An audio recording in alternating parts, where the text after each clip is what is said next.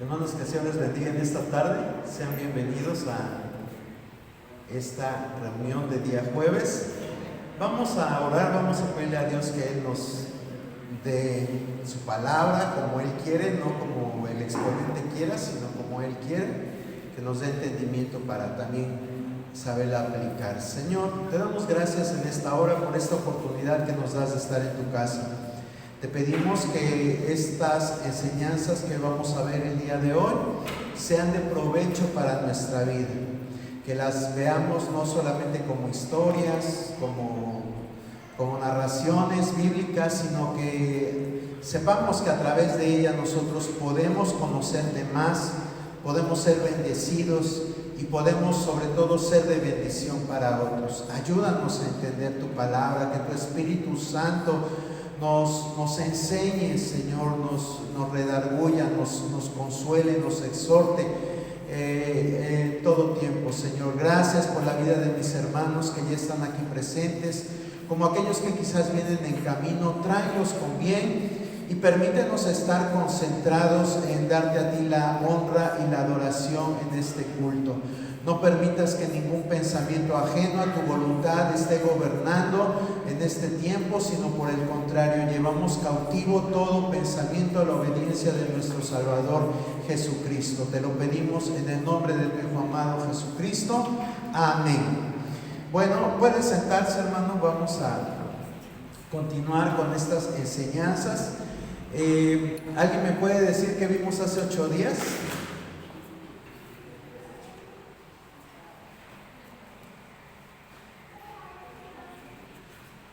¿Ya ven cómo son?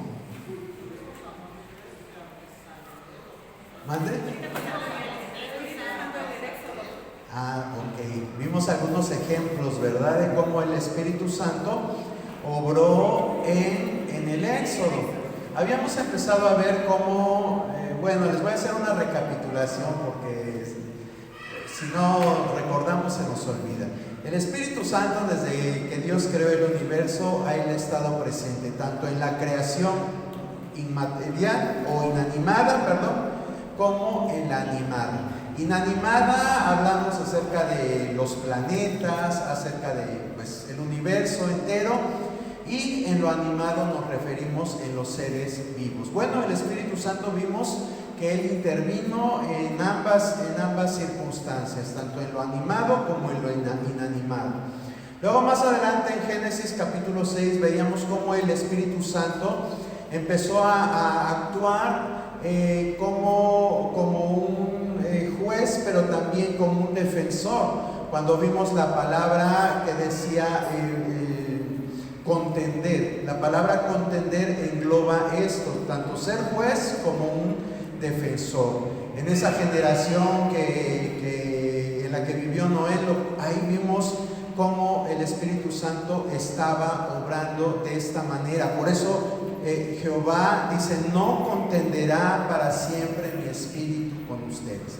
De ahí nos brincamos ya a la era patriarcal, y ahí vimos su obra específicamente en José. Vimos que Dios dotó a José de sabiduría, y sabemos que el espíritu de sabiduría pues es el Espíritu Santo. Empezamos a ver hace 8 días acerca del Éxodo, esta parte de la historia en la cual vemos como Moisés, dice la palabra de Dios en el último capítulo de Deuteronomio y en los primeros en el último capítulo de Deuteronomio y en los últimos versículos de ese capítulo vimos que la palabra describe que no se levantó otro profeta como Moisés. Dios lo dotó de señales, de prodigios, y derramó una gran unción en él. Pero así como Moisés tenía una unción tan grande, también en el Éxodo y durante su estancia en el desierto, Dios levanta a otros personajes que diríamos no fueron relevantes, porque no guiaron al pueblo como lo hizo Moisés, como lo hizo Aarón. Sin embargo, tuvieron su relevancia y nadie más pudo hacer lo que ellos hicieron, como el caso de Bezalel. Bezalel era un artesano, un simple artesano, pero que tenía disposición para servir también al Señor. Eso es bien importante, ¿sí? Debemos de tener disposición de servir al Señor. Vimos que el servir a Dios no tan solo era dentro del tabernáculo, no solamente los levitas podían servir al Señor, sino todo aquel que quisiera. Dice la palabra que Dios llamó a Bezalel y a su compañero a Oliab, pero también a todo sabio en los que hubiera disposición para trabajar. Esto es bien importante, porque a veces tenemos un mal concepto de lo que es servir a Dios. Y pensamos que servir a Dios solamente es dentro de esta estructura. Pero servir a Dios va más allá. Servir a Dios es servirle a través de los talentos, como este hombre que era artesano, a través de los talentos que tenemos o de los dones que Dios nos ha dado. Entonces, tú, por ejemplo, si eres enfermero, atiende bien a tus pacientes. De esa forma vas a honrar, de esa forma vas a servir a Dios, de esa forma vas a adorar a Dios. Hermano, pero es que la adoración implica esto también, el servicio. Tenemos a veces un mal concepto de lo que es servir, pero bíblicamente es esto. Y van a decir ustedes, ¿pero por qué lo dices? Vean lo que pasó con Aholiab. Y vamos a seguir viendo otros personajes. Entonces, si tú eres bueno para las matemáticas, si eres maestro, pues enseña bien. Por eso la palabra de Dios dice que todo lo que hagamos, no se refiere a lo que hagamos dentro de la iglesia, se refiere a todo lo que hagamos, lo hagamos como para el Señor, ¿sí? Si eres un empresario y dices, pero pues es que yo no tengo tanto contacto con la gente porque la gente es atendida por mis trabajadores. Bueno, pues de vez en cuando asómate al negocio y si ves que alguien es de escasos recursos, proponte a una persona por día, ser generoso con esa persona. Y de esa forma sirves a Dios, de esa forma honramos a Dios, ¿sí? Y esto lo podemos aplicar en cualquier trabajo, sea que seas profesionista, sea que tú seas tu propio patrón, sea que tengas un oficio, en todo tú lo puedes aplicar. En todo. Hermano, pero es que yo soy ama de casa. Bueno, pues haz una obra de caridad. Haz una obra de caridad. Todos podemos hacer una obra de caridad. Y de esta forma ponemos nuestros talentos, nuestros dones al servicio de Dios. Acuérdate que nosotros podemos ver a Jesús en todas partes. Cuando Él dice en Mateo 25, tuve hambre y me diste de comer, tuve sed y me diste de beber. Maestro, ¿pero cuándo hicimos todo eso? Dice, por cuanto lo hiciste a uno de estos mis hermanos más pequeños, a mí me lo hiciste. ¿Sí? Entonces debemos de tener en cuenta eso. Bueno, pues hoy vamos a ver, déjenme buscar la diapositiva del día de hoy. Seguimos con Éxodo y el pueblo en el desierto. Esto fue lo último que vimos. Vimos el Espíritu de Dios en Moisés, en Bezalel, en los encargados de las vestiduras sacerdotales, en Josué. Hoy vamos a ver los 70 ancianos. ¿Sí? ¿Quiénes eran estos 70 ancianos? Bueno, los 70 ancianos tampoco eran levitas, ni tampoco estaban metidos en el tabernáculo. De hecho, no oficiaban nada, ritualmente hablando. Pero fueron seleccionados, ¿para qué? Para ayudar a gobernar al pueblo. Fueron seleccionados para ayudar a gobernar al pueblo. Entonces, vamos a ver, Éxodo 18:21, ¿qué dice? Además, escoge tú de entre todo el pueblo varones de virtud, temerosos de Dios, varones de verdad, que aborrezcan la avaricia, y ponlo sobre el pueblo por jefes de familiares, de centenas, de 50 y de 10. Gracias, hermano. Gracias, hermano Arturo. Entonces vemos cómo aquí vemos como esta indicación, aquí creo que no es la de Dios, es la de Jetro, déjame ver, sí es la de Jetro, es su suegro, le dice escoge, ¿verdad? Pero más adelante vemos cómo esa indicación es validada por Dios, ¿sí? Entonces el suegro, fíjese, el suegro, que no era del pueblo de Israel, era un madianita, le da un consejo que ha sido respaldado por Dios. Y dice, escoge a estas personas. Algo que debemos de tomar en cuenta es que esas personas tenían que tener ciertas aptitudes. Dice que tenían que ser varones de virtud. ¿Qué más? Temerosos de Dios, varones de verdad, que aborrezcan la avaricia, ¿verdad?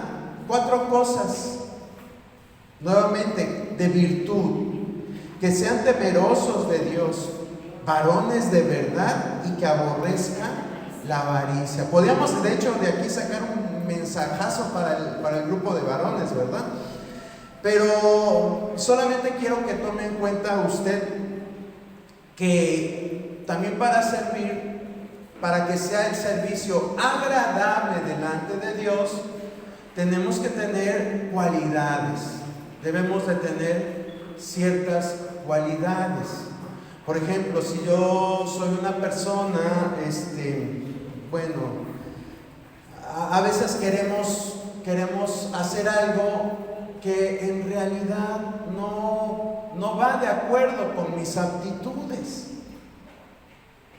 No quiero poner ejemplos porque a lo mejor nos sentimos ofendidos, agredidos. Yo sé que muchas veces nosotros quisiéramos hacer algo, pero como dice un dicho, no es lo nuestro. ¿Sí? Me están captando. Si a veces queremos hacer algo, pero no es por ahí. Dices, pero es que a mí me gusta hacerlo, sí, pero falta un ingrediente. Vamos a trabajarlo, ¿sí? Vamos a trabajarlo. A lo mejor puedes llegar a servir en eso que tú quieres, pero hay que tener también una preparación.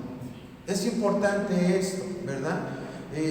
Antes pensábamos que una persona podía llegar a ser pastor solamente por su carisma, solamente porque hablaba muy bonito, quizás porque era el único que hablaba en lenguas, el que tenía más dones en la iglesia. Pero la Biblia dice que estemos preparados para toda buena obra. Y para estar preparados, pues tenemos que poner empeño. Tenemos que estudiar. Es muy triste que haya personas que se les dice, lo he visto en redes sociales, no creo que me he platicado con alguien y me lo ha dicho. He visto en redes sociales cómo se motiva a la gente a estudiar, a aprender de la palabra, a aprender más. Y la gente dice, pues a mí lo que me guía es el Espíritu Santo. ¿Cómo ven ustedes esa expresión de algunas personas, no mucha gente, de algunas personas? ¿Ustedes piensan que es así? Pero no los oigo muy convencidos. No es así. No, ¿verdad? ¿Por qué no? Tenemos que prepararnos también a través de la palabra. Dice la palabra de Dios que de la abundancia del corazón habla la boca. Lo que yo estudio, lo que yo medito, es lo que voy a hablar. Sí es cierto que el Espíritu Santo nos guía, pero nos va a guiar y nos va a recordar lo que estudiamos. Exactamente, gracias hermana Eve. El Espíritu Santo, claro que nos va a ayudar, pero Él dice que Él nos va a recordar. Si tú no lees, si tú no estudias, pues ¿qué te va a recordar? Pues nada, ¿verdad? Te va a recordar quizás la serie que viste en la tele o los memes que viste en tus redes sociales. Pero Él no recuerda eso. Te vas a acordar tú porque tienes memoria, pero Él no te va a recordar eso.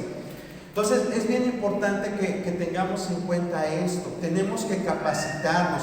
Estos hombres tenían ganas, quizás sí tenían ganas de servir, pero dice la palabra, ok, vas a escoger 70, pero tienen que ser varones de virtud, temerosos de Dios, varones de verdad, y que aborrezcan la avaricia. Que aborrezcan la avaricia. Entonces vea cuán importante es el deseo, pero también el deseo de servir, pero también el deseo de estar preparados y capacitados. ¿Qué dice Números 11:17? Y yo descenderé y hablaré allí contigo y tomaré del espíritu que está en ti y pondré en ellos y llevarán contigo la carga del pueblo y no la llevarás tú solo. Gracias, hermana Cari. Aquí ya vemos lo que leímos en Éxodo fue el consejo de Jetro. Lo que leemos en Números 11:17 ya es la afirmación de Dios. Aquí Dios le está diciendo, y yo descenderé y hablaré allí contigo, y tomaré del espíritu que está en ti, y pondré en ellos, y llevarán contigo la carga del pueblo, y no la llevarás tú solo. Vea cómo había una transferencia, vamos a llamarla así, del espíritu. Dice, y tomaré del espíritu que está en ti, es decir, del espíritu de Dios, del Espíritu Santo, de ese mismo espíritu que tenía Moisés, lo iba a poner en estos ancianos. ¿Quiere decir que estos ancianos iban a hacer milagros? No. ¿Quiere decir que estos ancianos iban a hacer prodigios? No. ¿Quiere decir que estos ancianos iban a hacer todo lo que Moisés hacía? Claro que no, porque como vimos también, el Espíritu Santo es multiforme, Él reparte, como dice la misma palabra, como Él quiere. Vamos a ver qué dice 1 Corintios 12:7. Pero a cada uno le es dado la manifestación del Espíritu para provecho. Gracias. A cada uno le es dado la manifestación del Espíritu para provecho. ¿Sí? Para provecho. Lo que haga falta, Dios lo va a suplir a través del Espíritu Santo. Eso lo debemos de entender. Dios está al control de nuestra vida, Dios está al control de nuestra familia, Dios está al control de la iglesia.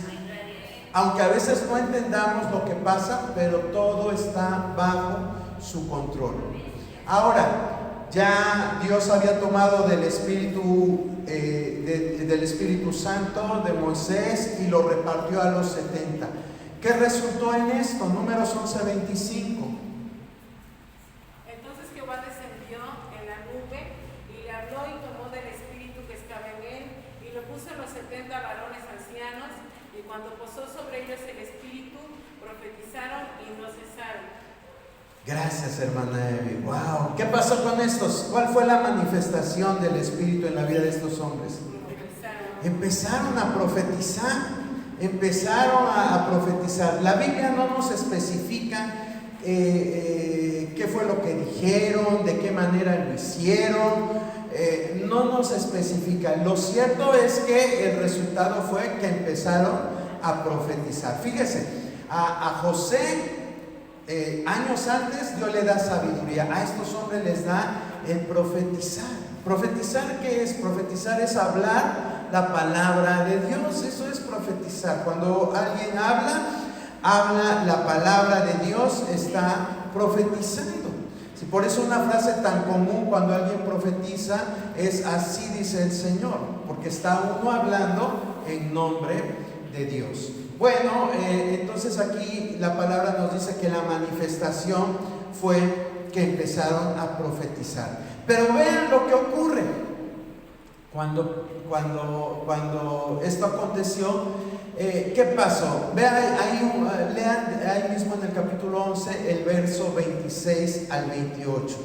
Y habían quedado en el campamento 2 varones, llamado el uno Eldad y el otro Medad, sobre los cuales también reposó el Espíritu. Estaban estos entre los inscritos, pero no había venido al tabernáculo, y profetizaron en el campamento. Y corrió un joven y dio aviso a Moisés y dijo: Eldad y Medad profetizan en el campamento. Entonces respondió Josué, hijo de Nun, ayudante de Moisés, uno de sus jóvenes, y dijo: Señor mío Gracias, hermana. ¿Qué hizo Josué? ¿Qué hizo? Lo que a veces algunos hacemos, ¿verdad? A ver, léanlo de nuevo, tranquilo. ¿Mande? Pues así como que le dieron celos, ¿verdad? Como que le dieron celos a Josué. Ha de haber pensado, ¿cómo está profetizando y cómo Dios los está usando? Si yo, desde que salimos de Egipto, yo he sido el ayudante más cercano de Moisés. Me mandó a pelear con los amalecitas y ahí voy.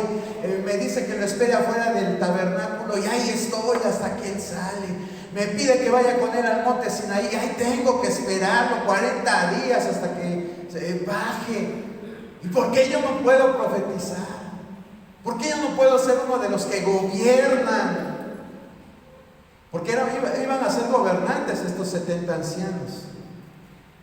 Quizás todo eso pensó, no lo dice la Biblia, pero ¿cuál fue la reacción? Por la reacción que tuvo, va corriendo, ¿verdad? Decirle a Moisés, oye Moisés, están profetizando estos y ni siquiera estaban ahí con los demás, andaban ahí haciendo otras cosas.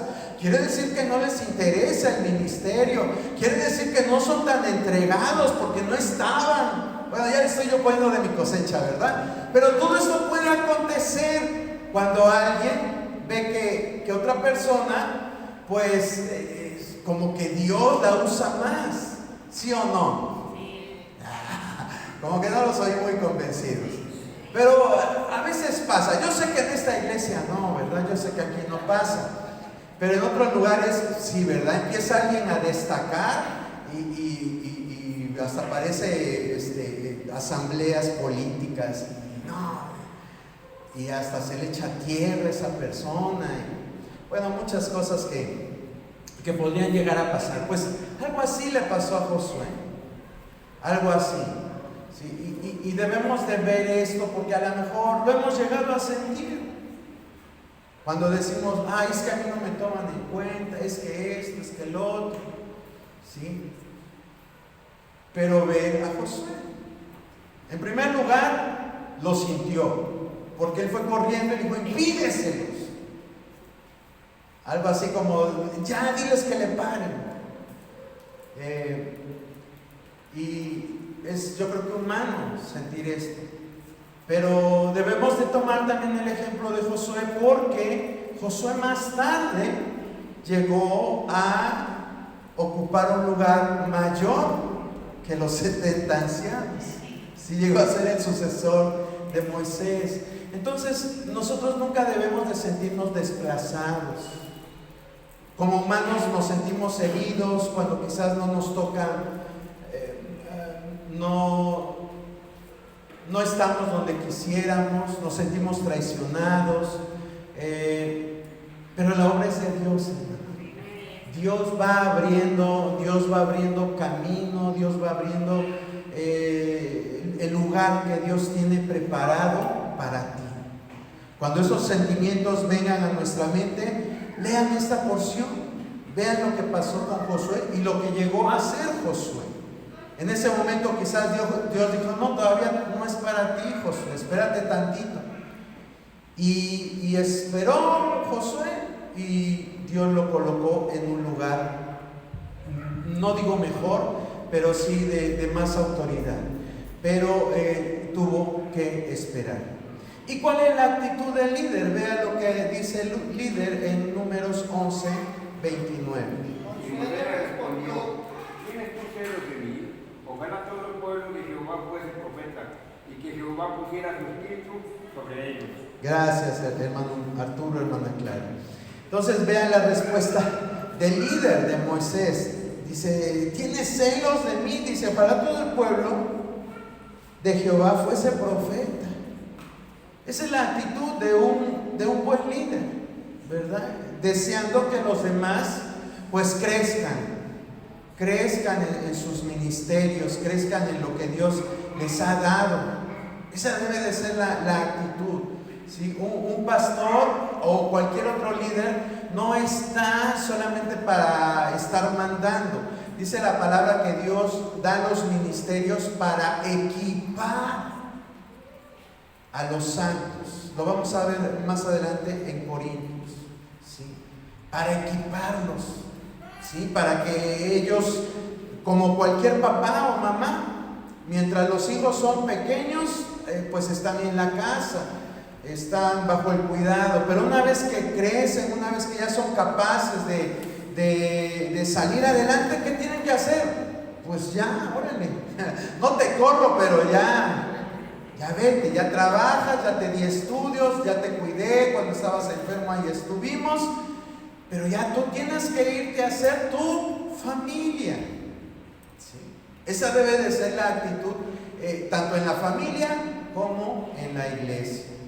Entonces vea, Moisés, eso fue lo que hizo. Dice, yo quisiera que todos profetizaran, no nada más 70, sino que todos estuvieran siendo usados, siendo ministrados por el Espíritu Santo. Entonces vea qué importante fue la actitud tanto de Moisés como de los ancianos por la disponibilidad para servir. Vamos a ver otro personaje. Ya es el último antes de entrar con los jueces. Este personaje, su historia, bueno, le voy a dar el texto para que usted lo lea y me va a decir de quién estamos hablando. Números 24:2.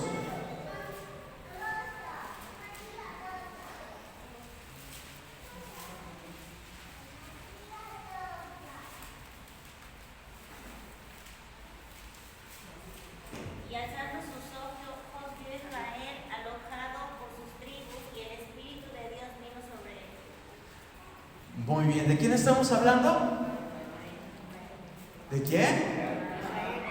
De Balaam. De Balaam. ¿Y si leyó bien lo que dice la palabra de Balaam? ¿Qué dice en la última frase? El Espíritu de Dios vino sobre él. ¿Y sabe quién era Balaam?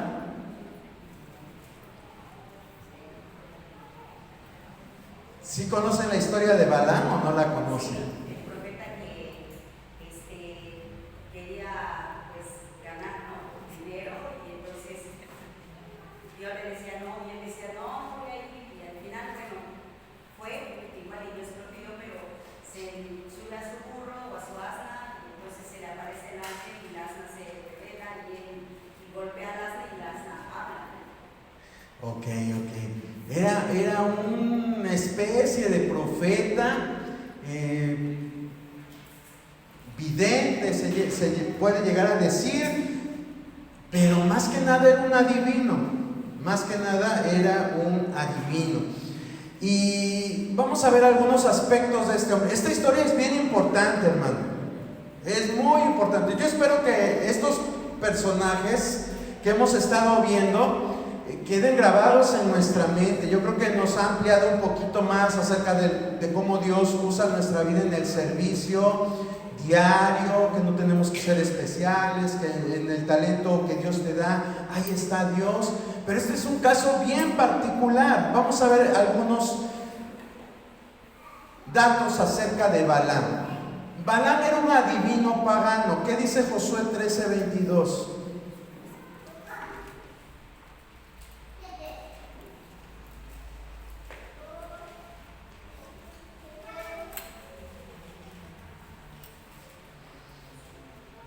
También mataron a espada los hijos de Israel a Balaam, el adivino, hijo de Beor, entre los demás que mataron. Gracias, hermana Clara. Aquí están describiendo a Balaam como un adivino. ¿Sí? Vayan asimilando todo esto, Era un adivino. ¿Y qué vino sobre él? El Espíritu de Dios. A ver, ¿cómo estáis? ¿Cómo estáis? Siempre hemos leído y el Espíritu de Dios vino sobre Sansón, y el Espíritu de Dios vino sobre Saúl, y el Espíritu de Dios, y siempre hemos creído que el Espíritu de Dios solamente viene por los escogidos, ¿sí o no? Pues, pero aquí, ¿qué pasó? ¿Sí? Dice que era hijo de Beor. ¿Sabe lo que significa Balaam?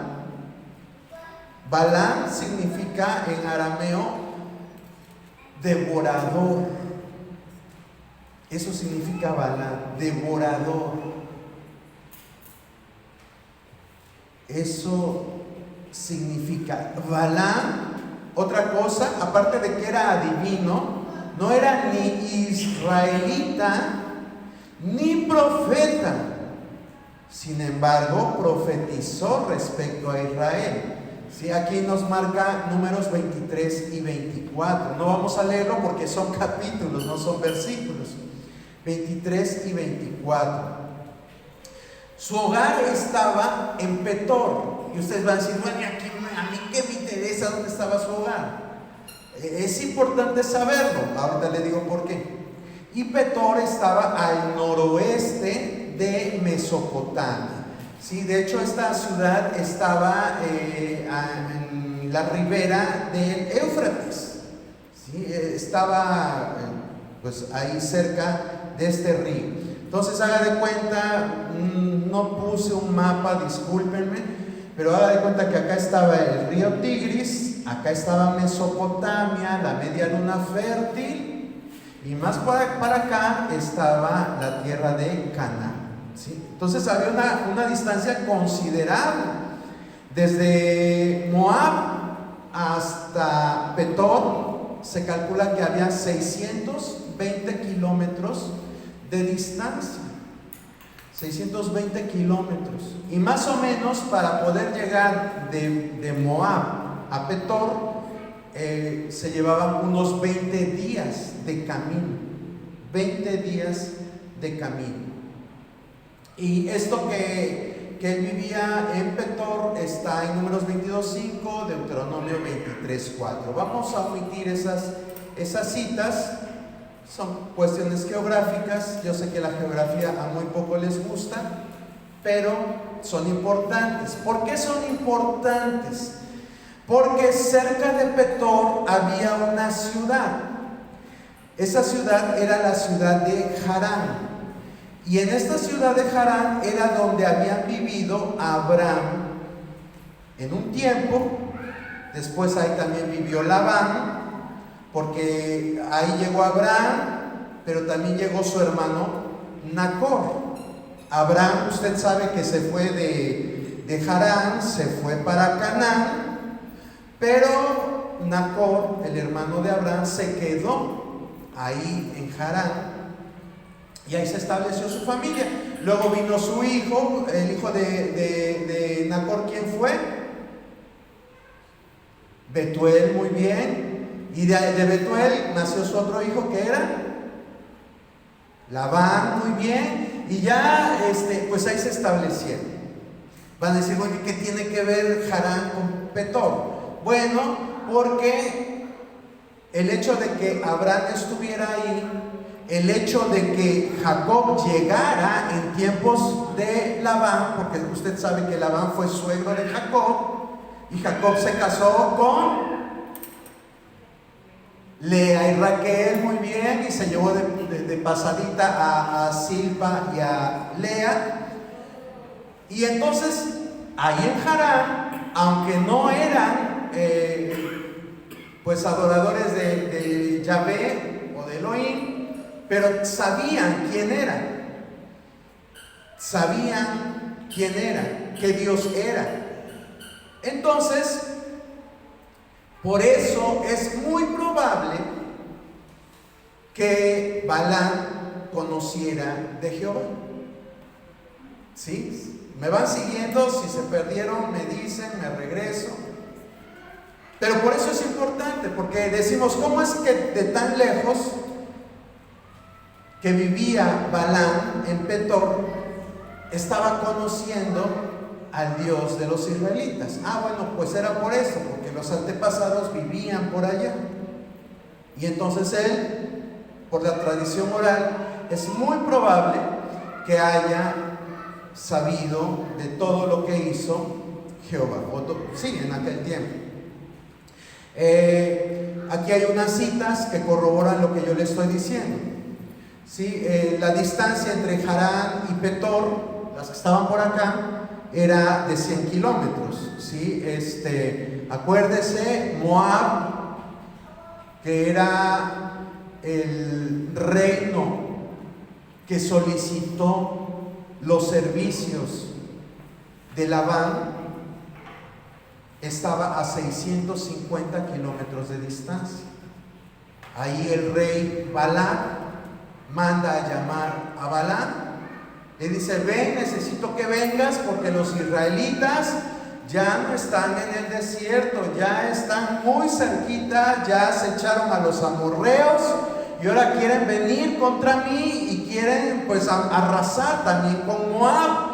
Entonces yo, Balac, el rey de Moab, necesito que te vengas y que me hagas un trabajito. Y entonces ahí viene Balac, ¿verdad?, para hacerle un trabajito a el rey Balac. ¿Y en qué consistía ese trabajito? Bueno, tenía que maldecir al pueblo de Israel. ¿Vamos bien hasta aquí? Me regreso. Yo sé que la geografía es detestable para algunos, la historia también, pero es importante para entender el punto. Bueno, como les decía en el último punto, dice: es posible que esta cercanía entre Harán y Petor explique cómo sabía Balaam acerca del Señor. Bueno, ahí están las citas, si usted gusta buscarlas, si usted gusta anotarlas, puede hacerlo. Siguiente, llega Balaam a Moab con el rey Balac y Dios le prohíbe a Balaam maldecir a Israel. Números 22:12, ¿qué dice? Entonces dijo Dios a Balaam: no vayas con ellos ni maldigas al pueblo, porque bendito es. Gracias, hermana Clara, hermana Cari. Vean cómo Dios le habla, ¿verdad? Dios le habla. Algunos de nosotros decimos: ay, pues si a mí nunca me habla, ni aunque me coma 20 tacos y tenga visiones en la noche, nunca me aparece Diosito en las visiones. ¿Cómo a este individuo incircunciso le habla? Pues sí, Dios le habla y le dice: te prohíbo que maldigas a mi pueblo. ¿Sí? Balaam se piensa que era una especie de adivino sincretista. ¿Sabe usted lo que es el sincretismo? El sincretismo es cuando una persona toma lo que le conviene de cada religión o de cada filosofía. Eso es una persona sincretista. Por ejemplo, los gnósticos del Nuevo Testamento eran sincretistas. Hoy en nuestro tiempo hay ¿qué le puedo llamar? Una filosofía, porque ni es religión, o bueno, algunos la consideran religión, la nueva era. Y la nueva era es sincretismo. Toma lo que le conviene de cada religión. ¿Sí? Ellos toman a Jesucristo, a Mahoma, a Buda como seres prominentes, como profetas, como personas iluminadas, y toman lo que le conviene de cada una de estas religiones o creencias y las mezclan también con costumbres orientales como el yoga, la meditación trascendental, otras cosas, y todo esto resulta en la nueva era. ¿Sí? Pues más o menos esto es lo que Balaam se piensa que era un sincretista. Es por eso que se piensa que aunque no era creyente en Jehová, pero sabía acerca de Jehová. Y aquí vemos cómo Dios usa eso para revelarse también a su vida. Pero a pesar de eso recurre a la hechicería para obtener oráculos. Fíjese, a pesar de que Dios le habla, persiste en sus prácticas. ¿Qué dice Números 23, 23 y 24, 1?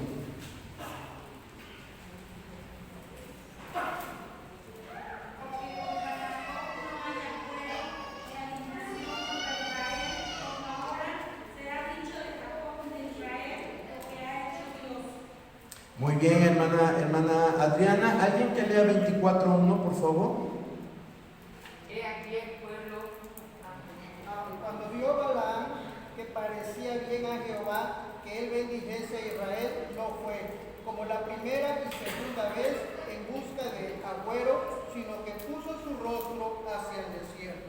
Bueno, eso de buscar agüero era que realizaban ciertas prácticas. ¿Sabe usted cómo era la forma de invocar esos poderes para poder adivinar en los tiempos bíblicos? ¿Sabe lo que hacían? ¿No sabe? Bueno, yo tampoco lo sabía, pero pues nos tuvimos que poner a estudiar. Y lo que hacían era que sacrificaban animales y le sacaban las vísceras y se ponían supuestamente a leer el hígado, las entrañas, y de esta forma era que recibían la iluminación para saber los acontecimientos.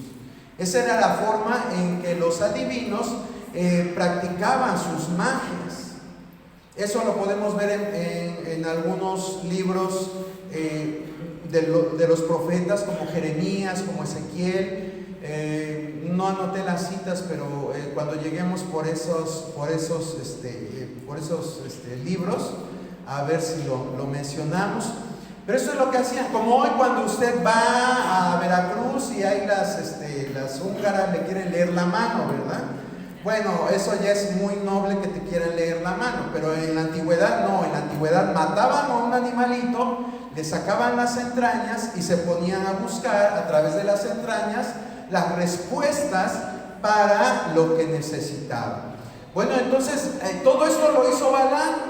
Si usted lee la historia que está en Números 22, 23 y 24, ahí dice que se subía a un monte y hacían sacrificios, y pues no venía la palabra. Sin embargo, Dios, al ver todo esto, a pesar de que ya le había dicho, no quiero que maldigas al pueblo, dice que Dios entonces viene de nuevo y viene al encuentro de Balaam nuevamente con la manifestación de su instrucción. ¿Qué dice Números 23, 4 y 16? Vino Dios al encuentro de Balaam, y éste dijo: 7 altares he ordenado, y en cada altar he ofrecido un becerro y un carnero. Y el 16, hermano, por favor. Dice así: y Jehová salió al encuentro de Balaam y puso palabra en su boca y dijo: vuelve a Balac y dile así.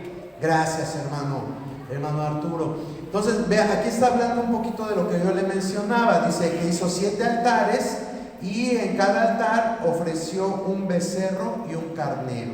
Si no creen que los ofrecían como Abel o como Noé o como Abraham, lo que hacían era lo que les digo, los mataban para leer las entrañas de los animales. Pero vemos aquí cómo Dios viene al encuentro de Balaam. Es increíble, ¿verdad? Es increíble. Y no una vez, 2 veces, y más aparte de la que ya le había hablado. Y luego dice, vamos a seguir adelante. Y puso en su boca mensajes de bendición. ¿Qué dice Números 23, 5? Y Jehová puso palabra en la boca de Balaam y le dijo: vuelve a Balac y dile así. 11 y 2, hermana, y luego 16. El 11. Entonces Balac dijo a Balaam: ¿qué me has hecho? Te he traído para que me maldigas a mis enemigos, y he aquí has proferido bendiciones. ¿El 12? Él respondió y dijo: no cuidaré de decir lo que Jehová ponga en mi boca. ¿El 16? Y Jehová salió al encuentro de Balaam y puso palabra en su boca y le dijo: vuelve a Balac y dile así. Ok, ya se lo habíamos leído. Gracias, hermana Clara. Entonces vean cómo Dios hace cuenta que lo fue dirigiendo, así como cuando tú con tu bebé le decías, a ver, di pan, di papá, di mamá, así casi Dios le hizo a este adivino, ¿verdad? No vas a decir lo que tú quieres ni lo que el rey Balac quiere, sino que vas a decir lo que yo te estoy diciendo. Y entonces ahí vemos nuevamente en Números 24, 2 y 4, ¿qué pasó? Números 24, 2 y 4. Y alzando sus ojos, vio a Israel arropado por sus tribus, y el Espíritu de Dios vino sobre él. El 4 dijo: el que oyó los dichos de Dios, el que vio la visión del Omnipotente, caído, pero abierto los ojos. Gracias, hermana Chávez. Aquí vemos, ¿verdad?, cómo otra vez leímos el versículo con el que introdujimos este tema. El Espíritu de Dios vino sobre Balaam. Y entonces él se empieza a dar profecía, imagínense. Empieza a profetizar. Yo quiero que ustedes vayan asimilando todo eso, porque la conclusión de esta enseñanza la van a dar ustedes. ¿Qué estaba pasando? Y era profecía real. Nada de que, ay, así dice el Señor, el día de mañana, hoy es domingo, mañana es lunes. Y después viene el martes. Y luego el miércoles y hasta el viernes y sábado y domingo descansarás, así dice el Señor. O sea, cosas que generalmente son obvias, ¿no? No, digo cosas poderosas, donde en realidad podemos ver que Dios se manifestó en la vida de Balaam. Vamos a leer ahí mismo en el Números 24, 15, 17, y a alguien le voy a pedir que busque Apocalipsis 22, 16, Génesis 49, 10 y Hebreos 1, 8. Números 24, 15 al 17, ¿qué dice? Tomó su parábola y dijo: Balaam, hijo de Beor, dijo el varón de ojos abiertos, dijo el que oyó los dichos de Jehová, y el que sabe la ciencia del Altísimo, el que vio la visión del Omnipotente caído, pero abierto los ojos. Lo veré, mas no ahora, lo miraré, mas no de cerca. Saldrá estrella de Jacob, y se levantará cedro de Israel, y herirá las sienes de Moab, y destruirá a todos los hijos de Seth. Gracias, hermana Chávez. Aquí solamente estamos viendo un pedacitito. Y perdón por la expresión pedacitito, porque no existe en el diccionario, pero se lo digo de esta forma porque si leemos todos los oráculos que dijo Balaam, se cumplieron, hermano, se cumplieron. Pero solamente tomé estos versos como muestra, y solamente nos vamos a enfocar en las últimas 3 frases que están en el verso 17, que dice: saldrá estrella de Jacob y se levantará el cetro de Moisés. Nada más en esas dos nos vamos a enfocar. Ahora sí, a ver qué dice Apocalipsis 22, 16. Yo, Jesús, he enviado mi ángel para dar testimonio de estas cosas en la iglesia. Yo soy la raíz y el linaje de David, la estrella resplandeciente de la mañana. Ok. Es un mensaje de Jesucristo a una de las iglesias del Asia Menor. Pero ahí, ¿cómo se describe a Jesucristo? Como la estrella. Y vean cómo aquí este adivino, pagano, devorador, profetiza: saldrá estrella de Jacob. Se cumplió. Es una profecía mesiánica que inició con el reinado de David, pero que se va a perpetuar hasta el reinado de Jesucristo, porque acuérdense que Jesucristo es del linaje de David. A ver qué dice Génesis 49, 10. No será quitado el cetro de Judá, ni el legislador de entre sus pies, hasta que venga Siloá, y él se congregará Gracias, hermana Chávez. Esto tiene que ver con la segunda frase. Dice, y se levantará cetro de Israel. Aquí vemos cómo también está refiriéndose a Jesucristo, el cetro de Israel, representado, o más bien dicho, en poder, ese cetro de Jesucristo. Hebreos 1:8, ¿qué dice?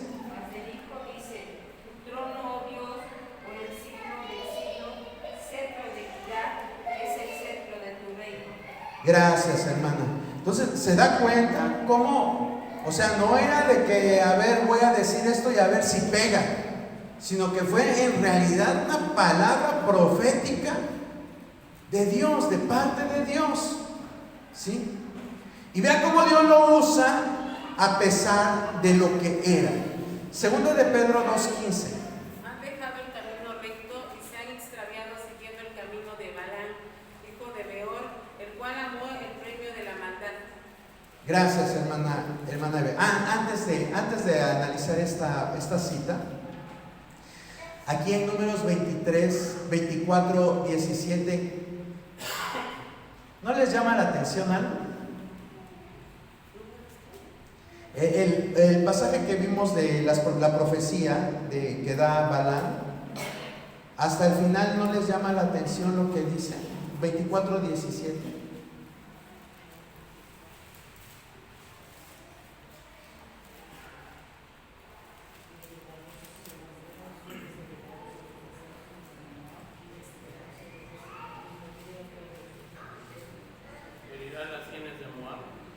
Abajito, hermano. Y destruir a todos los hijos. ¿Quién era Set? Fue el tercer hijo el que reemplazó a Abel. Exacto, fue el tercer hijo de Adán y Eva. ¿Sí? Y a mí, bueno, yo no sé si ustedes lo hayan leído ahorita que leímos, porque lo leímos el pasaje. Pero ninguno de ustedes me dijo, oye, hermano, ¿y eso a qué se refiere? Cuando ustedes tengan una duda, hermano, pregúntenla. No crean que todos los que estamos aquí sabemos y que nos vamos a reír si usted pregunta alguna cosa obvia. La realidad es que hay muchas cosas que no sabemos. Aún el que tiene que dar la enseñanza, el que da la enseñanza no es porque sepa mucho, sino que tuvo que preparar la enseñanza para poderla dar. ¿Sí? Pero no es que sepa más que ustedes. Es que, pues de modo, nos tenemos que preparar para dar la enseñanza. Pero yo cuando leí esto, incluso dije, les voy a decir a los hermanos, ¿no tienen alguna pregunta? Y obviamente me van a decir que no, pero yo les voy a preguntar, ¿a qué se refiere esto? Porque el Set que yo conozco era el tercer hijo de Adán y Eva. ¿Y por qué acá dice, y destruir a todos los hijos de Set? Pues, ¿qué hizo? Si dice que cuando Set empezaron a invocar el nombre de Dios, se supone que su linaje fue bueno, fueron los que empezaron a invocar el nombre de Dios. ¿Por qué dice? ¿Qué habrán hecho? Bueno, y te vas a buscar y te das cuenta que, bueno, no se refiere al mismo Set. Era un poblado que estaba cerca de Moab, ¿sí? A eso es a lo que se refiere. Pero es importante que cuando usted lea, pues tome en cuenta todo esto, porque si no nos quedamos en las mismas y pues así nos quedamos. Pero el chiste es poder disipar la mayor cantidad de dudas que tengamos. Bueno, era simplemente un breviario cultural eso. Entonces estamos viendo que cómo Dios usa a este hombre a pesar de lo que era. Y vemos cómo en 2 de Pedro 2:15 nos dice cómo era. ¿Lo puedes volver a leer? Sí, 2 de Pedro 2:15.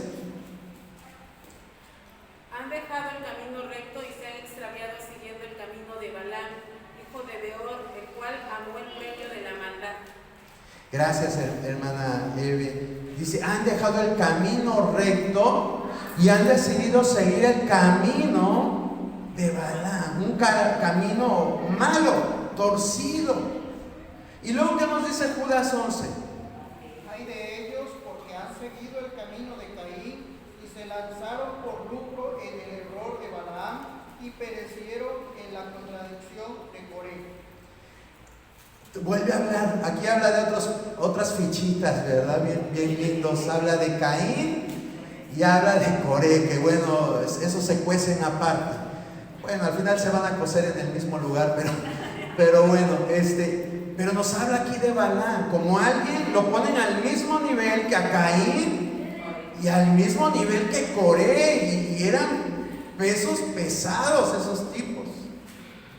Y vean cómo los ponen a ese mismo nivel. Y Apocalipsis 2:14, ¿qué nos dice?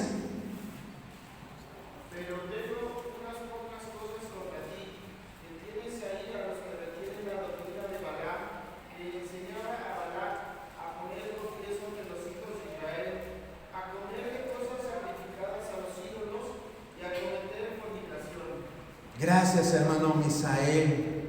3 cosas aquí nos describe la palabra de Dios que hacía este tipo, ¿sí?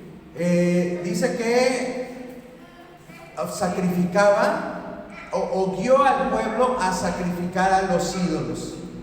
También los guió a fornicar. ¿Y cuál es la tercera? Poner tropiezo ante los hijos de Israel. Bueno, ponen tropiezo ante los hijos de Israel. ¿Y cuándo creen que hizo esto Balaam? ¿Antes de ese encuentro tan real con Dios o después? Por acá dijeron antes, por acá después. ¿Quién da más? ¿Quién da menos? Lo hizo después. Él tiene esa experiencia con Dios, y a pesar de eso hace todo lo que dice Apocalipsis 2:14. Parecería increíble, ¿no? Parecería increíble. Ya nada más vamos a ver estas citas: Josué 24:10 y Deuteronomio 23:5. ¿Qué dice Josué 24:10? Mas yo no quise escuchar a Balaam.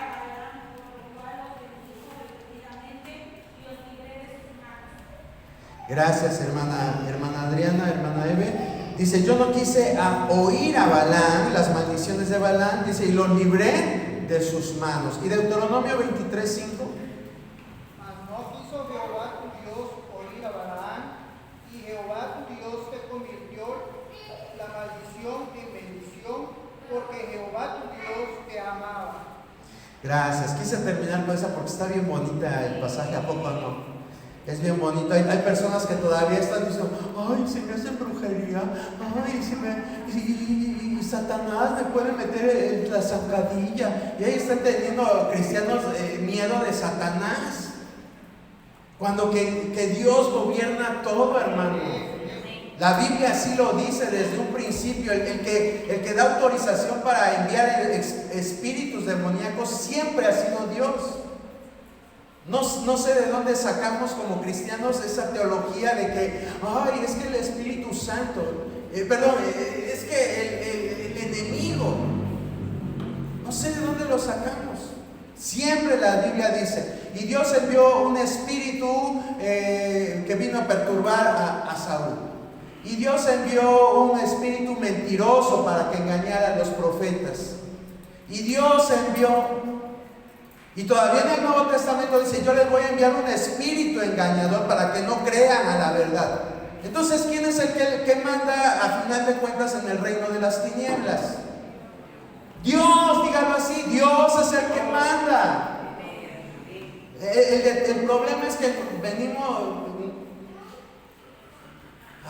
Este es otro punto, pero... Antes de la deportación de Israel a Babilonia, los judíos creían que todo dependía de Dios. Creían en la soberanía de Dios. Todo se lo atribuían a Dios. Sara dijo: es que Dios me ha hecho estéril. Otra declaración así: es que Dios endureció el corazón de Faraón. O sea, todo, tanto bueno como malo, se lo atribuían a Dios. No era Satanás. Todo. Mandaba un espíritu que atormentara a Saúl. Mandaba un espíritu engañoso. Él lo hacía todo. Y bueno, lo sigue haciendo porque Él es soberano. El detalle es que estos judíos se van a Babilonia, se van allá, estar 70 años, copian costumbres de allá y ya cuando regresan ya traen una mentalidad zoroastrista, porque los persas eran zoroástricos, los babilonios creen, no me acuerdo la divinidad, era Marduk, su dios, pero ya vienen con otra concepción de su religión. Y entonces, como esas religiones, el zoroastrismo es dualista, entonces, ¿qué significa dualista? Que tiene que haber un bien y tiene que existir un mal, que hay un Dios del bien y hay un Dios del mal. Entonces, el Dios del bien es Yahvé o es Elohim, y el Dios del mal, ¿quién cree que es? Satanás, dígalo, Satanás. Pero eso no es teología bíblica. ¿O usted eleva a Satanás al nivel de Dios? No. Para nada. Para nada. Satanás en Job se presenta como un sirviente de Dios. Así de simple y sencillo, hermano. Así. Pero nos vamos con la idea de que todo el mundo repite y lo creemos. Pero inicialmente no era así. Y vuelvo a repetirle, a lo mejor usted dice, pero eso es en la antigüedad. No, porque en Tesalonicenses también nos dice que Dios va a enviar un espíritu engañoso. No dice, Satanás va a levantar un espíritu engañoso. No, dice, Dios va a enviar un espíritu engañoso para que no crean a la verdad. Pero ya me metí en demonología y no terminamos. Bueno, ¿qué concluimos de esto? Es lo que me interesa es la conclusión que ustedes den de la vida de Balaam. ¿Qué pueden pensar ustedes?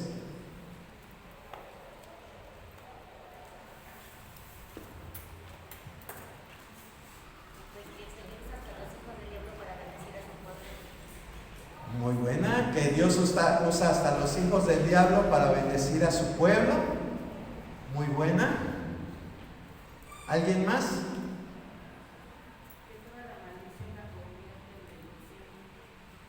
Que las maldiciones las convierte en bendición, claro, y es algo que lo debemos de tener bien presente.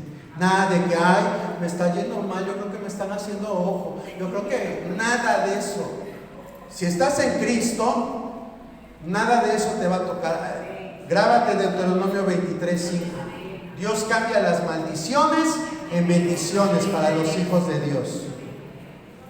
¿Qué otra conclusión podemos llegar? ¿Que Dios es soberano? Pues sí, también. Dios determina a quién usa. Fue usado Balaam. Increíble, ¿no? A veces decimos, es que esa persona, ¿cómo Dios la usa? Y casi le decimos, maldito. En serio, los seres humanos somos muy tendientes a idolatrar a la gente. Y nos volvemos fanáticos de las personas. Porque Dios las usa. Algo que podemos tomar en la conclusión es esto, de que no todo lo que brilla es oro. Aunque es un refrán popular, no es bíblico. Pero tenemos que tomar en cuenta. Por eso no debemos de hacernos ídolos de nadie. No, es que hermano, esa hermana o ese hermano, yo me sentía muy mal y oró por mí.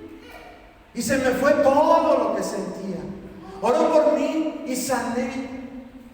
Pues qué bueno, pero aquí con el ejemplo de Balaam nos está diciendo, y como ya lo dijeron, Dios puede usar hasta personas que ni te imaginas para bendecir. Eso fue lo que pasó con Balaam.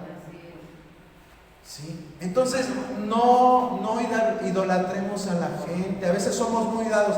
Es que va a venir el fulanito de tal por allá. Y acá hay reunión. Pues ahí se van corriendo porque viene fulanito de tal. Y a veces somos bien malinchistas. Decimos, es que cuando hay un evento allá, se pone bien bonito. No que acá, no. Pues no sientes a Dios porque no tienes ganas, porque tienes un prejuicio, porque te cae mal el que dirige, porque te cae mal el que está junto a ti, porque hay algo en tu corazón. Pero con este ejemplo podemos ver que Dios usa hasta las personas peores, hermano, peores. ¿Sí? Para cumplir un propósito. En este caso el propósito, ¿cuál era? Era proteger a su pueblo. El propósito era proteger a su pueblo. Y Dios te ama tanto que muchas veces te va a mandar gente para que te ayude, pero no es porque esa gente sea especial para Dios, sino porque el especial eres tú. Dios dijo de su pueblo: ustedes son mi especial tesoro. Y precisamente porque Israel era su especial tesoro, usó la vida de este individuo para bendecirlos. Y lo llenó del Espíritu. Y le puso palabra profética. Pero otra conclusión que podemos sacar es que a veces las experiencias no cambian a las personas. A veces pensamos y decimos: ay, ese hermano, ¿cómo habla en lenguas? Ay, ese hermano, nada más pone su mano aquí, parece el rey Midas, se vuelve oro. Balaam tuvo esas experiencias y no cambió. ¿Sabe cuál fue el problema? La fornicación. Acerca de los ídolos, la Biblia no es específica, pero ¿sabe de qué forma hizo que fornicara el pueblo? Como no pudo maldecir al pueblo de Israel, y estaba sintiendo la presión de Balac, porque Balac lógicamente le iba a dar fuertes cantidades de talentos o de monedas de aquel tiempo. Como sintió la presión, entonces dijo: bueno, no los pude maldecir, pero los voy a hacer caer de otra forma. Y entonces contrató mujeres moabitas para que sedujeran a los hijos de Israel. Y de esa forma los hizo caer. Después Dios trajo juicio, mató a las mujeres, mató a los que se metieron con ellas, pero a final de cuentas no cambió. Entonces es otra cosa, hermanos, que debemos de tomar en cuenta. La persona que tú ves, que profetiza, que habla en lenguas, que tiene un talento especial, primero no la debemos de idolatrar. En segunda debemos de verla como cualquier persona que tiene tentaciones como tú. No es una divinidad, es una persona y que puede caer. Pero esto no nos da pie a nosotros para que digamos: ay, mírala, y muy santurrona, y muy que oraba por los enfermos, y muy que profetizaba, y ahora mírala, que anda haciendo esto o anda haciendo el otro. Porque a veces así somos, medimos la espiritualidad de una persona por lo que Dios le da. Recordemos que los talentos es algo que Dios te da, no que tú te lo hayas ganado, es algo que Dios te da. Estemos conscientes de eso, Dios te lo da. Algunos son visibles, espectaculares, otros son discretos, otros ya te los puso Dios para que quizás no los desarrolles aquí, para que los desarrolles en tu trabajo o donde tú te mueves, pero Dios te los da. Entonces seamos sabios para usarlos y no critiquemos cuando una persona cae, porque somos humanos. Pablo lo dijo: mire, que el que se siente estar firme, que no caiga, porque somos humanos. Bueno, ya me superpasé. Vamos a dar gracias. Señor, te damos gracias en esta hora por esta oportunidad que nos diste de meditar en tu palabra.